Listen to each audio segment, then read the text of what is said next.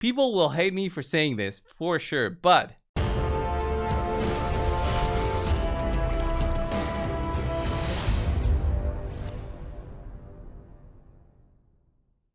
hey guys, Coldbrew here, back with Raid. Hope you're all having a great week. This seems to be like a very important week for Raid, right? We're gonna have the guaranteed mythical coming into the game. It's gonna be the first ever guaranteed fusion since, I would say, 3 years now, at least. The last one we had as a guarantee was the addition of Broadmaw. Broadmaw was after Razin as a fusion that you can always do. And with the introduction of this new mythical champion into the game that we can all work on, we have no idea what the requirements are. So this video will be first going over the skills of this new mythical champion, whether all that effort is going to be worth it, okay, for the general player base. I'm talking for endgame players. I doubt she will be worth it, just because they have so many more champions with different skills that they can do similar things to what that mythical champion can do. And also, the general player base will not have the mythical books.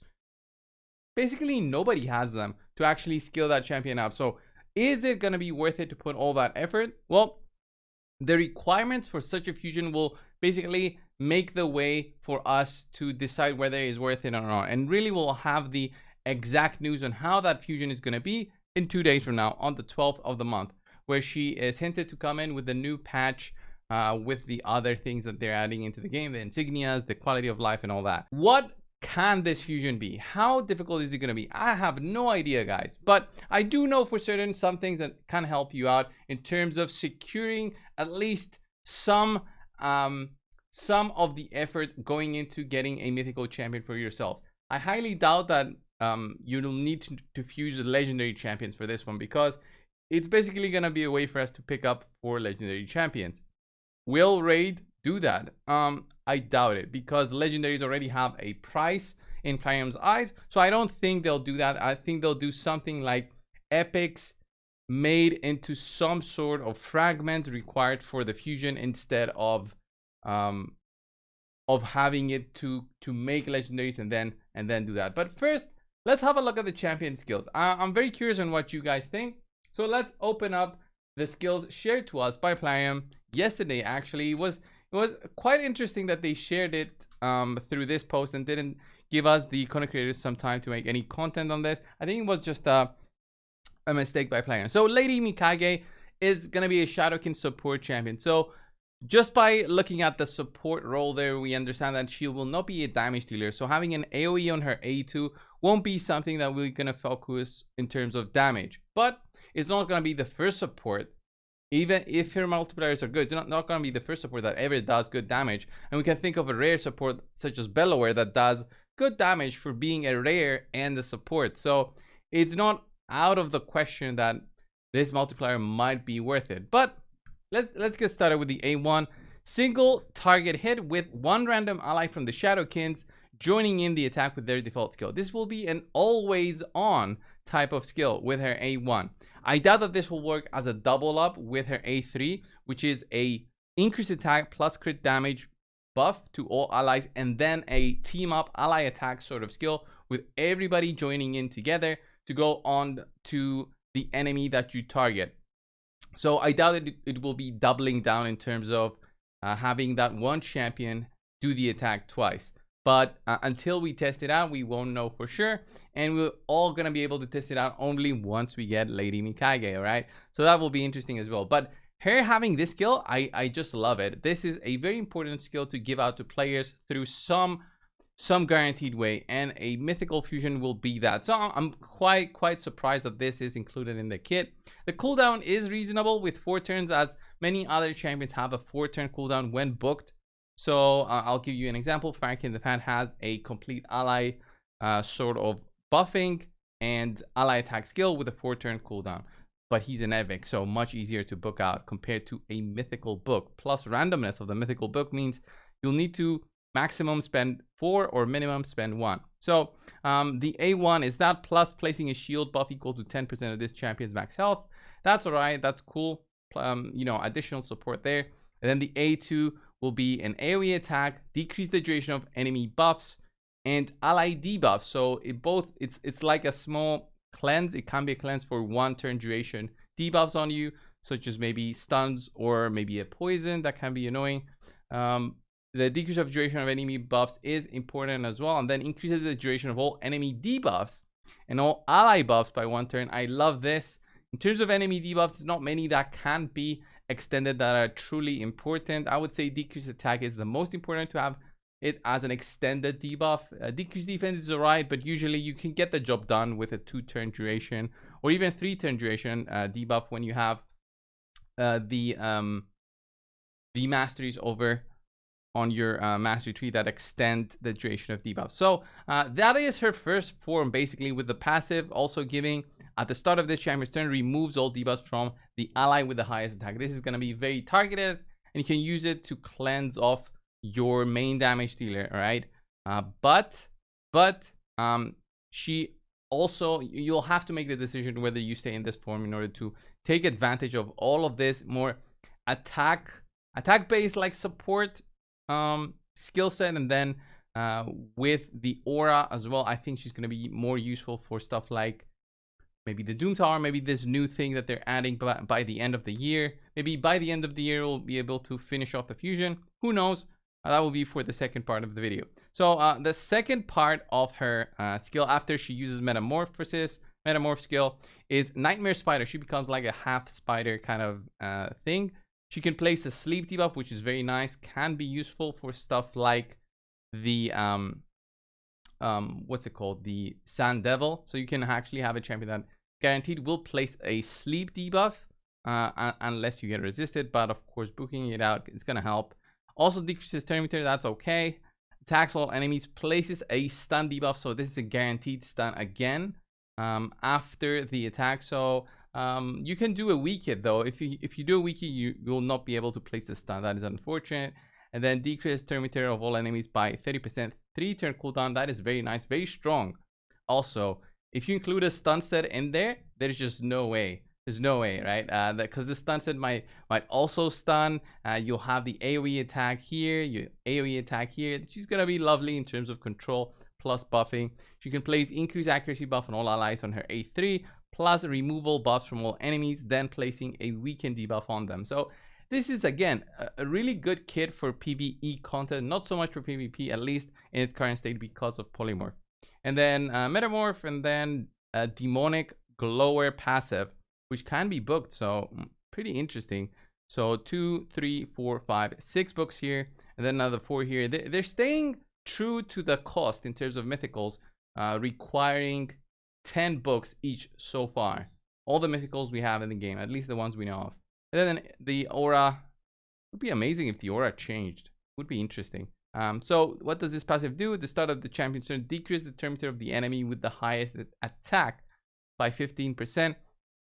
This is okay, but not that amazing, and can be a little bit annoying in certain situations where if you're fighting, let's say, something like a Taraz is unlikely to have the highest attack in the team since he's HP based, so maybe you'll be decreasing the turn meter of somebody else, but honestly it's not that amazing of a passive right here compared to this one. So overall, I think it's a good champion, more PvE than anything else, and it's all gonna show once we get into you know, the end of the year with the new content that is coming in. So cold brew, you're gonna ask me, guys, what are the preparations we're gonna do? I have some tips that I wrote down here in my notepad, thinking, okay, what is likely gonna help us in getting this fusion done? So I thought about it a little bit. What are things that for a guaranteed fusion, it's not a normal fusion, for a guaranteed fusion will be helpful? So I thought of the other fusions we had as guaranteed in the past. It's champions we could summon through shards, and of course summoning shards, right, should be something we always do with purpose. After a point, we do it with purpose in completing our fusion. So that is going to be pretty much the same thing. Maybe raid introduces targeted summoning events where we need to, let's say, summon our ancients to pick up a rare that is for sure required for the fusion. That is one example. So saving up your shards is going to be key in both completing the fusion or fragment collections we have throughout every month, and also doing those for the guaranteed fusion for Mikage. So saving up your shards is one of the key, and honestly, like it's a tip that makes sense, right? The next one is just energy usage. Again, be very careful with your energy, because again, if events start popping up like a Mikage path goes on for 8 weeks as an example, with champions featured throughout the path, then you need to be careful with your energy in order to be completing those events. So having things again such as your quests right here, your daily quest and your weekly quest that give you energy, might as well as your monthly quest that gives you energy, you can save those for the right time. Especially the monthly one, you can save it for a whole month and not pick up that 400 energy from the 2 quests that we have every month, in order to use it at the right time when an event pops up. And with the new event planner that they'll be including to the game, we'll have a better understanding on when events are coming up. I'm not sure exactly on the details of that. We'll all see it together on the 12th. So that is another part, just saving energy. Be careful with your energy, and also saving your gems, I would say, as they're equal to energy. It's like 1 refresh per 40 gems. It makes sense to keep those close and not use them for summons, and especially ancients, since I would say in mythical it's going to be a huge step upwards for many of you guys players accounts. So my next tip right here is keep all the champions you have right now. Don't use any as food. This is like a basic tip, to always keep at least 1 copy of a champion in the game.